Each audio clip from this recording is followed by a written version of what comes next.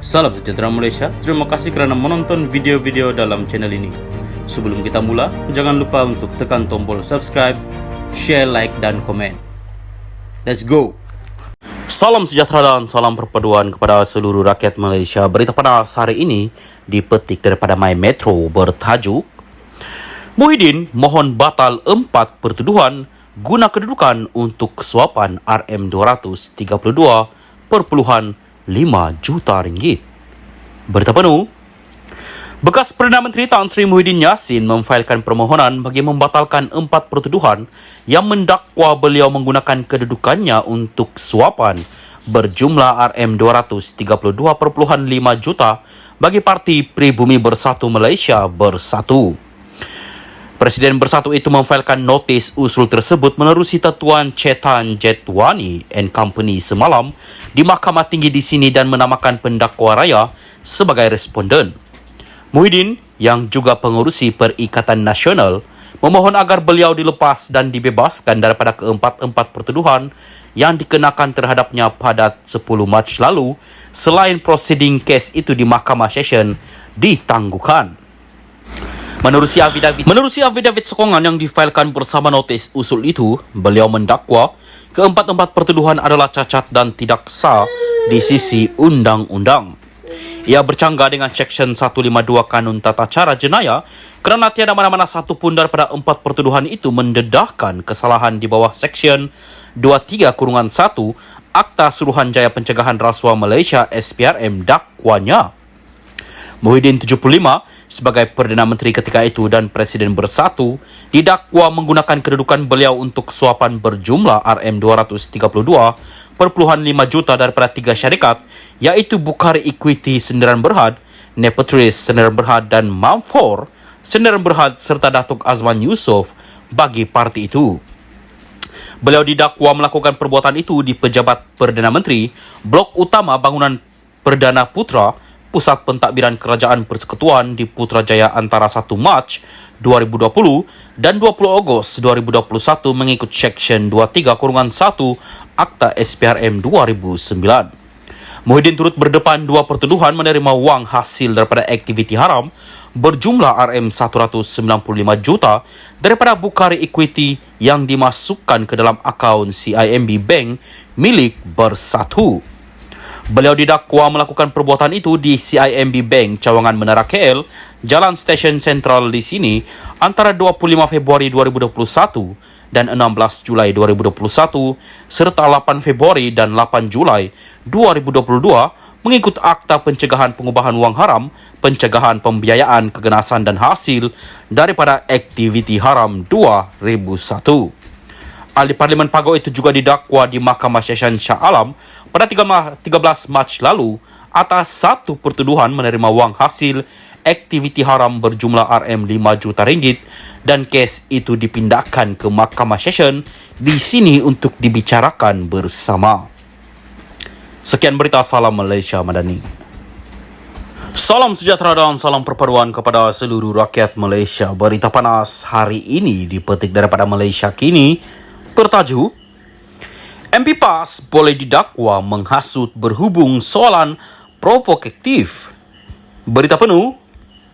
Sambil menyatakan bahawa tiada kebebasan bersuara mutlak di Parlimen, pemimpin DAP P. Ramasamy berkata ahli Parlimen PAS Ismail Abdul Muttalib boleh didakwa di bawah akta hasutan berhubung soalan provokatifnya di Dewan Rakyat baru-baru ini.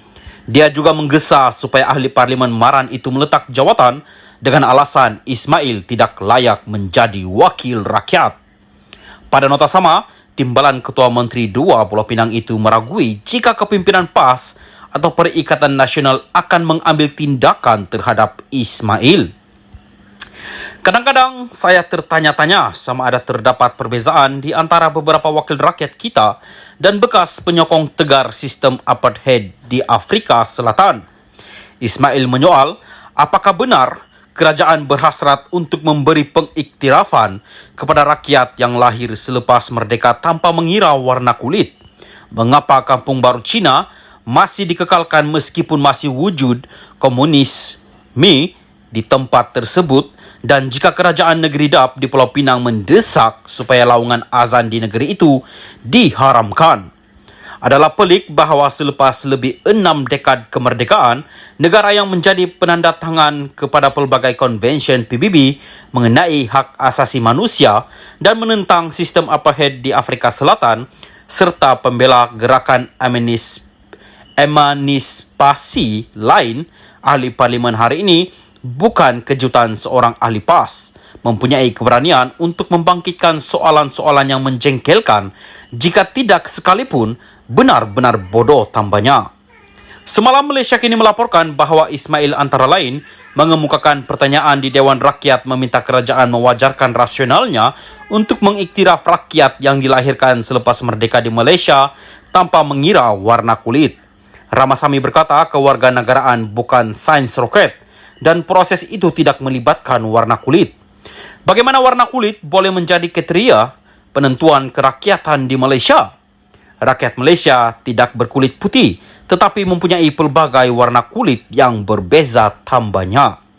Sementara itu, Ismail turut mempersoalkan mengapa kampung baru Cina masih dikekalkan dan jika komunisme masih wujud di tempat tersebut.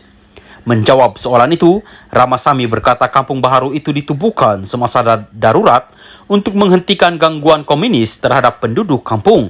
Pemimpin DAP itu berkata bahawa banyak daripada kampung-kampung berkenaan telah berubah menjadi kawasan bandar yang berkembang maju dan untuk mencadangkan bahawa terdapat pengaruh komunis adalah tidak bijak.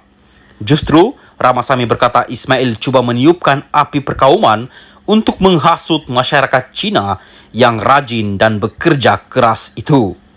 Jika dua soalan sebelum ini tidak cukup buruk, dakwanya terhadap kerajaan negeri DAP Pulau Pinang yang kononnya melarang laungan azan adalah berbaur hasutan dan cuba mengapi-apikan sentimen perkauman.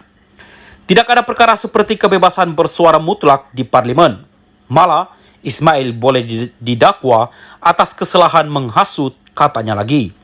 Walaupun Ismail tidak menyebut negeri mana yang dimaksudkannya, maklumat palsu berhubung larangan pembesar suara masjid untuk azan di Pulau Pinang telah tersebar sejak sekurang-kurangnya 2011.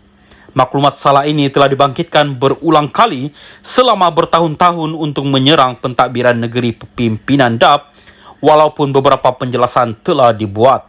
Larangan adalah terhadap penggunaan pembesar suara untuk bacaan ayat-ayat Al-Quran sebelum solat subuh dan bukannya terhadap laungan azan itu sendiri.